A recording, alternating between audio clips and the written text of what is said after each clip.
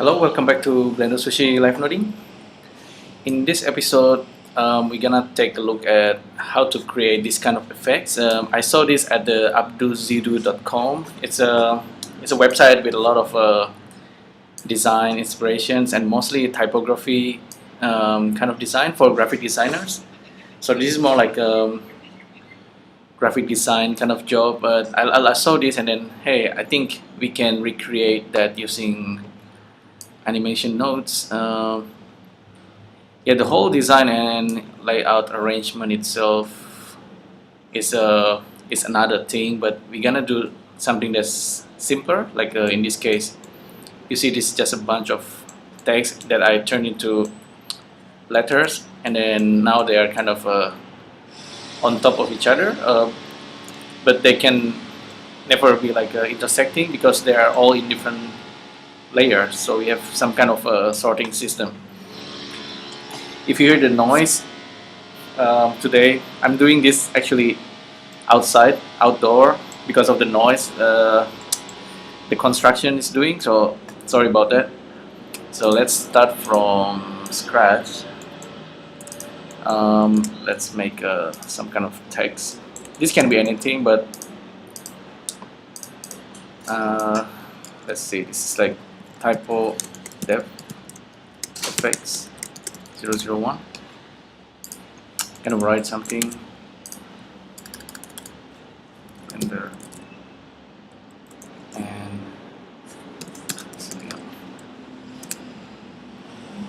maybe should be at the bottom.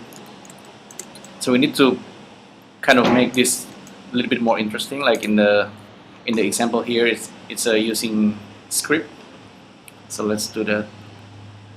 I download one of script font from Google. It's this guy, and we can center this text,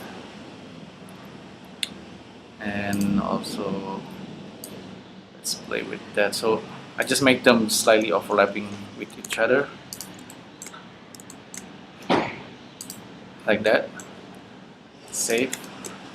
Let me check real quick if there's extra space. Okay, so basically you make like some kind of interesting layout and arrangement first, and then the next thing you want to do is perhaps you want to add some depth as well. I'll extrude it slightly, just a very tiny 0.00, maybe 0.003 even, and give it some kind of bevel. Okay, they're currently overlapping. Now we need a way to kind of separate them and put them in different layers. So let's go to compositing. We're gonna use animation nodes for this. Animation nodes has a lot of convenience to do this kind of thing, such as the text object separate. So we can use this guy, just select source that guy, and then maybe we can give it material. Doesn't matter for now. The origin should be default. Keep it as curve, and then just update it. Now these guys are all separate objects. We can arrange them easily. Turn off always, and this guy. Gonna loop through each and every single objects here. Gonna object transform output.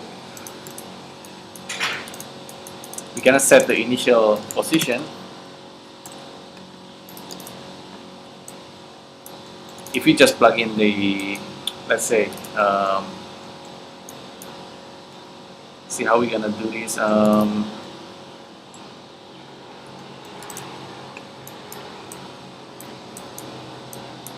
course, at this stage, we can change the object's positions, etc. But you see that if you just plug in the objects, it's gonna go make every letter goes into 000. You don't want that. You want it to be at original position,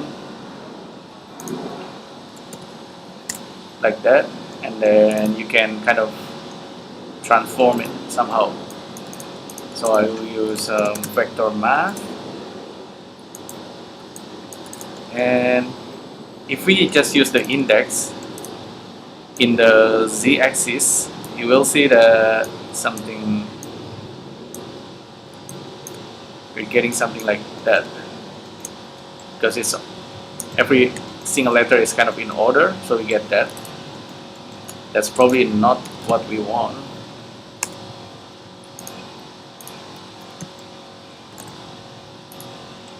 But that's quite decent because they are now on different layers. And I'll turn on matcap and also ambient occlusion so we can see the depth effects. So that's nice. They're not on top of each other. They're not intersecting. That's kind of the idea. But perhaps we want to kind of randomize the position so they're not like in order. So how do we do that? We can use integer range. So integer range start from 0, and step should be the amount should be the total number of the characters, the letter. And now we have this list as our integer list. We can just plug this, make it go through the loop, and now we still have the same result because we need to kind of shuffle the order. So let's do that real quick. Just shuffle. We can actually use a sort as well. If we use a sorting list,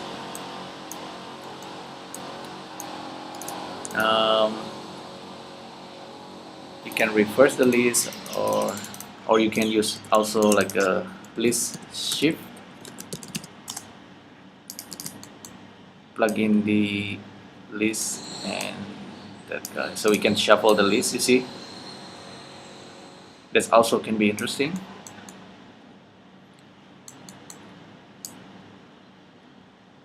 See the effects there on the text. If we use like a different color, maybe.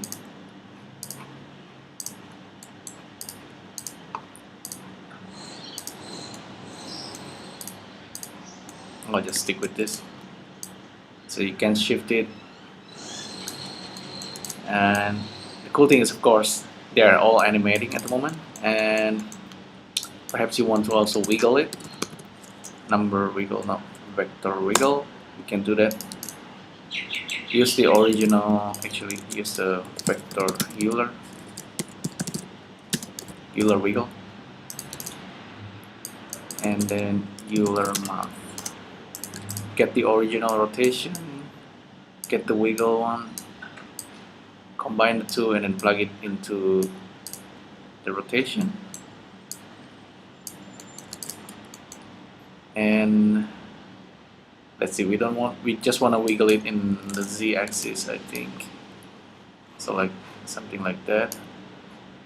Just randomize it slightly, and then yeah, we can play with the value there. Plug in the frame into the evolutions. Now the text is wiggling, but really slow. Make it a little bit faster. Okay, now this is slightly more interesting, but this is almost done. Instead of shift, you can also use a shuffle list. Plug the list in there, and then this guy into that guy. We can now shuffle the layering there. So this is kind of all automatic, and if you really want, you can really change the text as well, back to original text, and then just change it. Blender snail. Maybe you want to make the snail into sushi. Let me try. So this is the original text. Let's have a look and just edit it, change it to sushi, back to object mode, and then update the text. Now everything is updated accordingly. So that's the cool thing about having a procedural setup. You can't always have it procedurally, but sometimes if you can, that's why not. Let me change the background color. Now it's slightly better, but of course this is just still in a kind of crude kind of render. It's just using the screen OpenGL. Let's make it slightly better.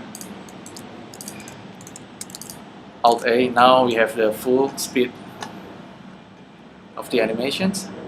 Maybe it's a little bit, yeah, it's not too bad. You know, you can see it has all the effects. One thing you can do, you can also use the camera depth effects. So where's the camera? Okay, we have the camera there. We have the light. For the camera, we just gonna set it to our view, align active camera to view. Now let's zoom out a little bit and something like that, and we can use the depth of field in real time. Let's go to properties panel, and then with our camera still selected, we can focus on one of the letter and then play with the f-stop. Maybe turn on the, where's the high quality?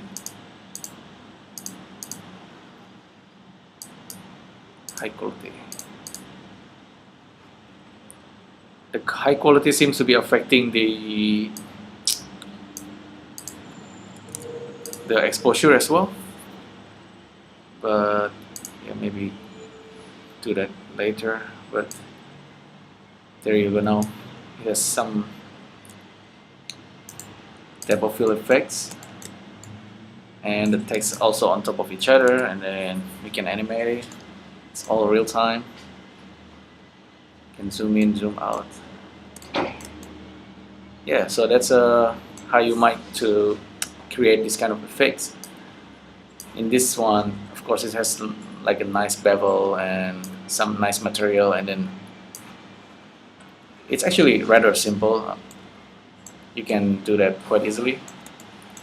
Just render it nicely, and yeah, you get this kind of effects.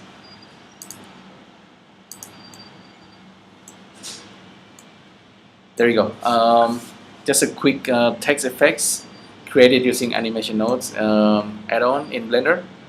Hope you like it. If you have any question, just leave it down below in the comments.